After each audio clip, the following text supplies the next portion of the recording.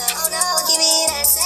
Oh, I gotta go like Cobain. 8 years to the grave, gone insane. My blood got propane. How you gon' go and throw my name with shame? Already cross-faded, making it to the disco. I hate it, and you know how this goes. You framed it, picture painted in my room. This that real life shit, none of Zoom, got the scene in it. Make sure you subscribe What's to up, y'all? JerCrispy. That's the most. JerCrispy, welcome back to another video.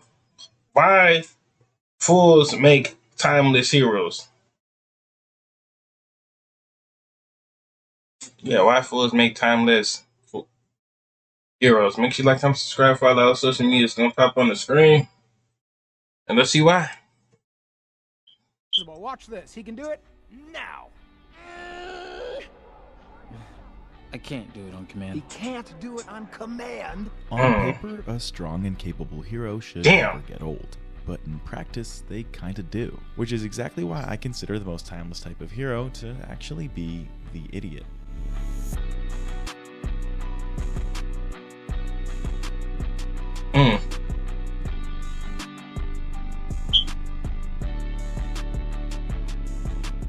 The more I try to study storytelling, the more I learn that, at least in the West, it's all about the protagonist. More than the what, audiences care about the who. So to try and bring my 2 cents to the discourse, I created a simple chart to hopefully help examine what makes an effective protagonist effective. Ultimately, I think it all boils down to 3 traits. The first is resolve, which is an unwavering drive toward a goal or belief. The second is influence, which comes in the form of title or charisma and is used to attract and persuade the characters around them. Lastly, competence, the distinct capability to solve the problems that the story presents. Using this overly confusing ternary plot I made, we can visualize a character's composition of these 3 traits. Since characters tend to change over time, we can just pinpoint where a character begins their story and track where they go by the end. In my past 3 videos, I've come to the conclusion that the most effective protagonists will reach a balance across all 3 traits, giving them the widest toolset to move the story forward. So when we find that a character lacks a specific trait, it usually indicates to us that the story will be about them learning to harness it. In today's video, I found an archetype of characters who start with influence and resolve, but initially lack competence, and must build it up throughout the course of their story.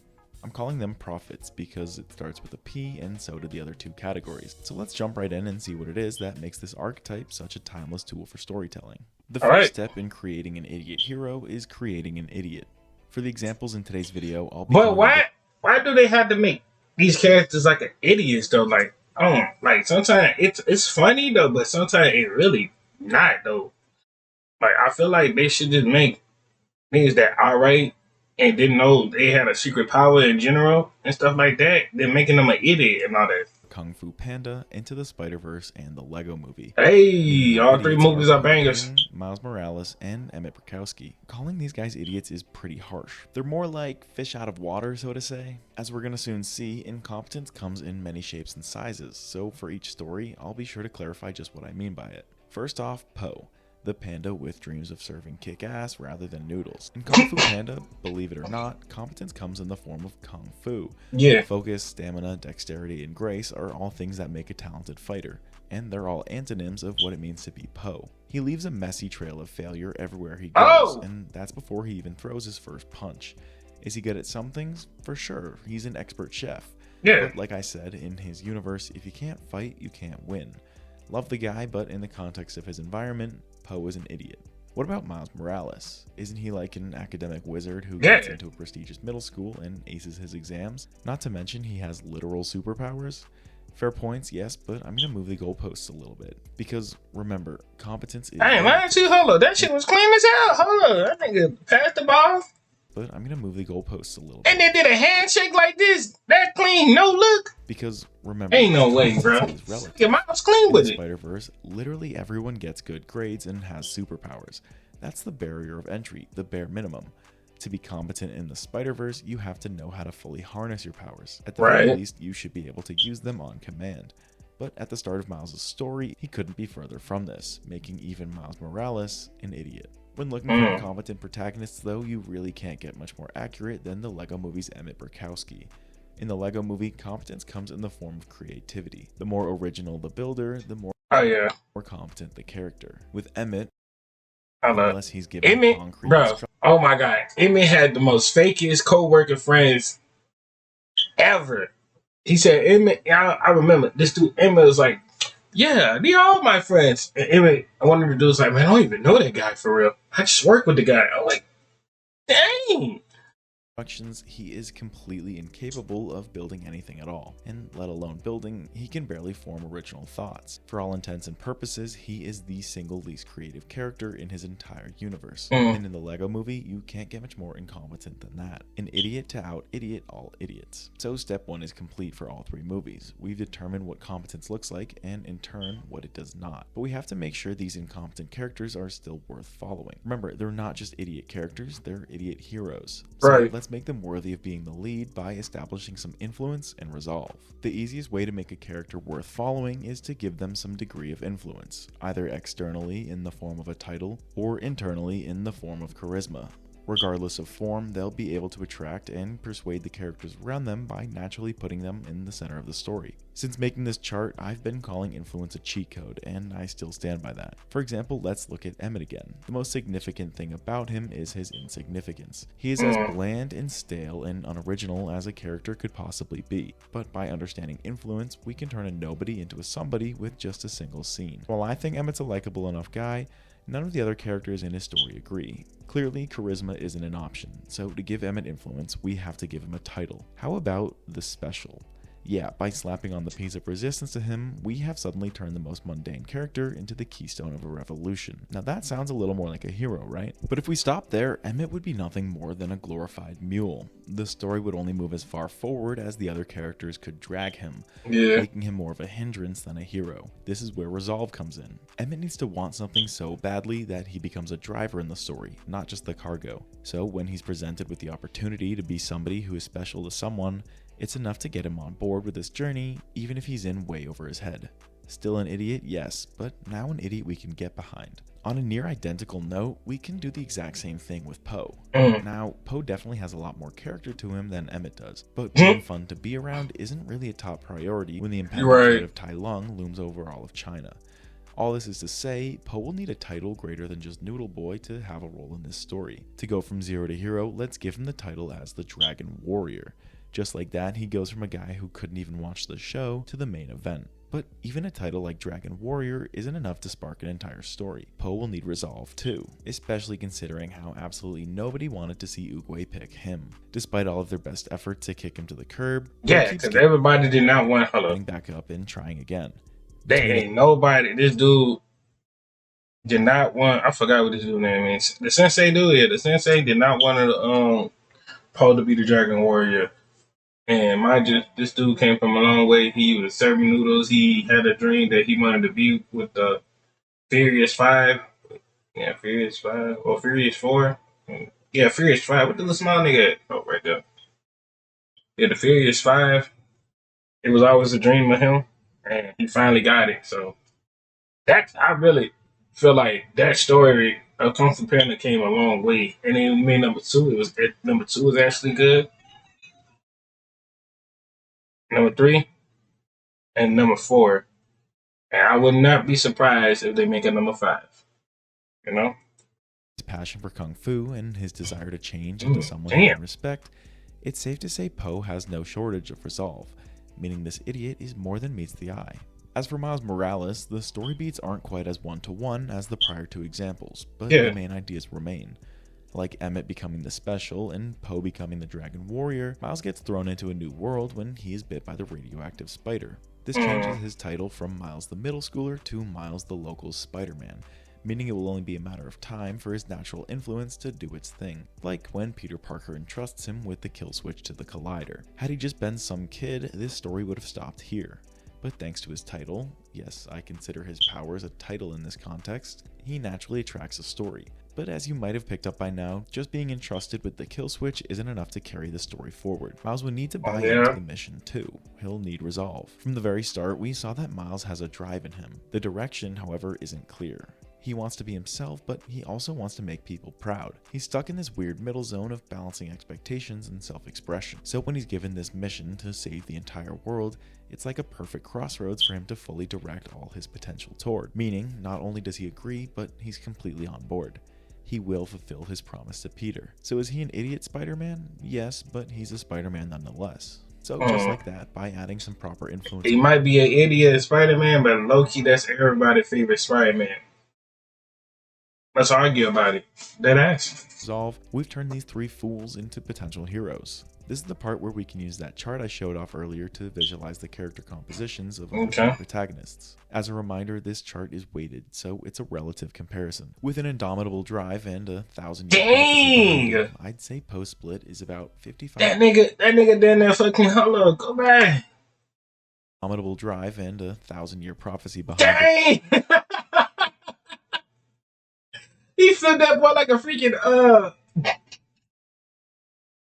he flipped that boy around like a freaking fidget spinner, bro. Y'all remember those fidget spinners back in school? Everybody used to have one of those. I'd say post-split is about 55% resolve, 40% influence, and maybe 5% competence. Shit. As for Emmett, who is driven by a small crush and is glued to the rebellion's only chance, I pin him here with 30% resolve, 70% influence, and 0% competence. As for Miles, who's got both grit and charm, yet has things I can't quite control, I'd put him here. 50% resolve, 40% influence, and 10% competence. So, according to the chart, we've got three prophets on our hands who have to somehow build competence if they're going to save the world. At first glance, audiences will love these guys because they're all underdogs, easy to root for, and fun to watch them grow. Writers, on the other hand, will see these guys and start foaming at the mouth with excitement. The characters might each be idiots in their own respective universes, but that also makes them blank canvases, perfect vessels for narrative change.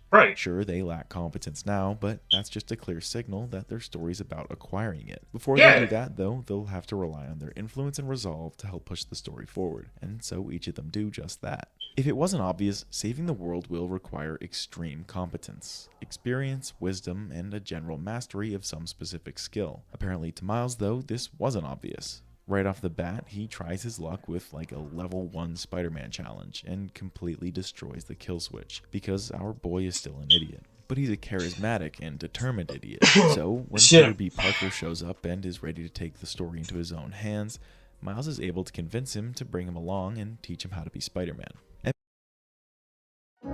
Progressive's Up Payment program provides down payment assistance for first-generation home buyers. I'm glad I'm not in school no more. I hate the trying to hold in the cough. Emmett Burkowski, however, doesn't have that luxury of naivety. As soon as he gains influence as the special, the story starts whether he's ready or not. Police close in on him and are prepared to execute him, but thanks to his role as the Chosen One, Master Builder Wildstyle comes to his rescue. FYI, get used to other characters doing heavy lifting in this video, because incompetent heroes need all the help they can get. That help would be allies, like in the beginning of everything in the movies, everybody needs somebody to help them to get to the fully form. Actually speaking, like you always need somebody to help, and regardless, that's like in real life, cartoons, or what would be a third option? Cartoons, real life, and life. So, yeah. Or in Poe's case, mentors. Despite all of the resilience that Poe displayed, Master Shifu was still ready to quit on him. He was convinced the prophecy was wrong and there must have been some mistake. But while Shifu had no respect for Poe, he had complete respect for Oogway. So, after some convincing, Oogway was finally able to persuade Shifu to train Poe. And just like that, we've set up each of our heroes with the help they so desperately need. For my observant viewers, you might recognize that this mentor step sounds a lot like Joseph Campbell's The Hero's Journey. Personally, I try to avoid treating story structure like a formula. But I still think this is a point worth noting when we're talking about timeless storytelling. You can't get much more timeless than The Hero's Journey. To go from idiot to expert in a single movie isn't really feasible through traditional training routes, and frankly, I wouldn't want to see it happen that way either. Take a character like Tigress, for example. She had been training in Kung Fu since she was a child. Chosen One or not, it wouldn't really be satisfying for Poe to surpass her in skill by doing the exact same training, just faster. But that doesn't mean our heroes are hopeless. It just means that the student and the master will have to meet in the middle somewhere.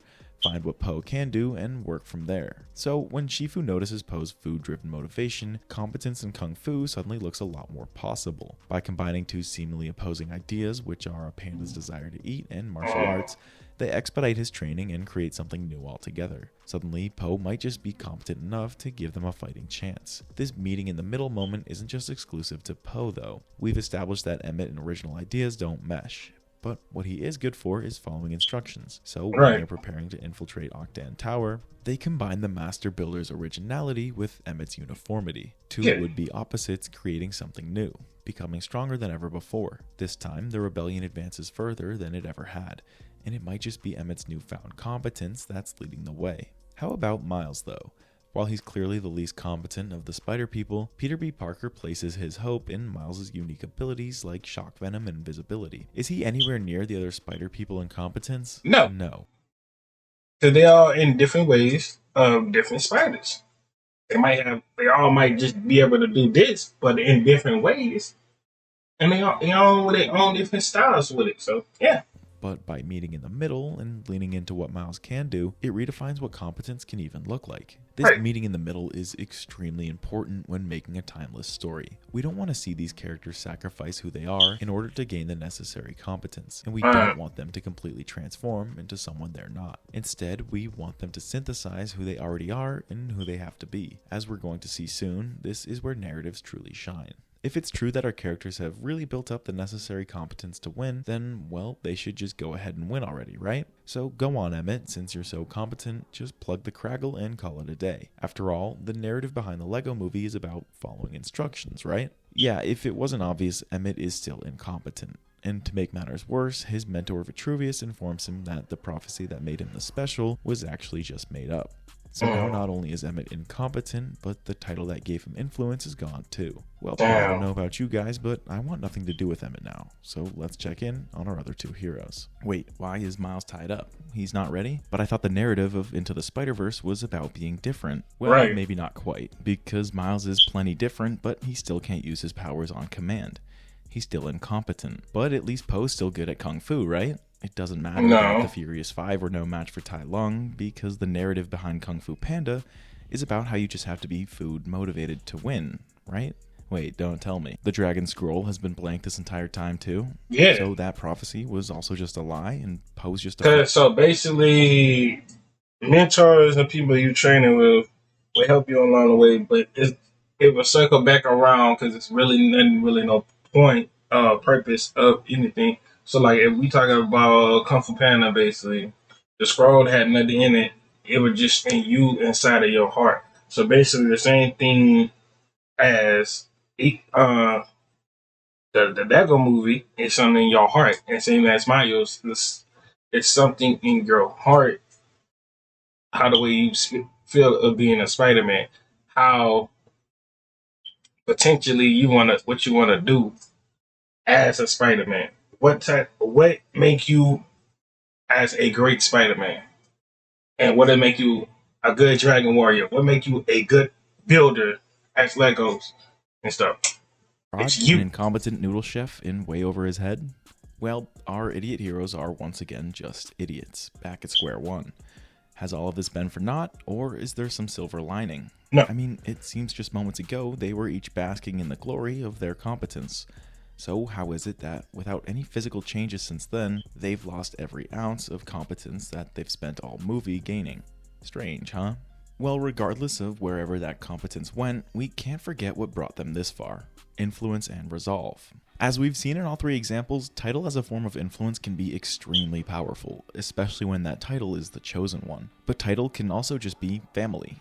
Being another character's son is enough to naturally invite that character into the story, especially when there's nobody else left for the hero. So with Miles both literally and figuratively trapped, his dad comes to his rescue in a way that he could never expect. He explains to him that no matter what it is that Miles wants in this world, he will be there to support him. In Miles' tug of war between choosing his own path versus not letting people down, his dad casually just bridged the two worlds together in a perfect synthesis. Coincidentally, fatherly advice was just what Poe needed too. When he was torn between being honest and being strong, his dad came in with the exact advice he needed to hear. The secret ingredient to his secret ingredient soup is nothing more than belief. Apply that same logic to Poe's conflict, and it too bridges the gap and synthesizes the two sides. As for Emmett, he might not have a dad to tell him what he needs to hear, but he does have a Morgan Freeman. I mean a Vitruvius. I mean a dead Vitruvius. Ghost thing. Anyway, made up prophecy or not, Emmett's influence remains. It brings Vitruvius back from the dead to deliver the most important message, basically the exact same one from Kung Fu Panda. To be special, you simply have to believe you're special. In his personal tug of war between being ordinary and being special, Vitruvius helps Emmett close this gap by synthesizing the two ideas into one. Finally, I'd do anything. What are you doing? Putting magic fairy dust on Murphy and Buzz so we can play together forever. Oh. Hi, I've got a better idea. That doesn't involve glitter. Great. Let's go to PetSmart. Check out Hill Science Diet. It's for me.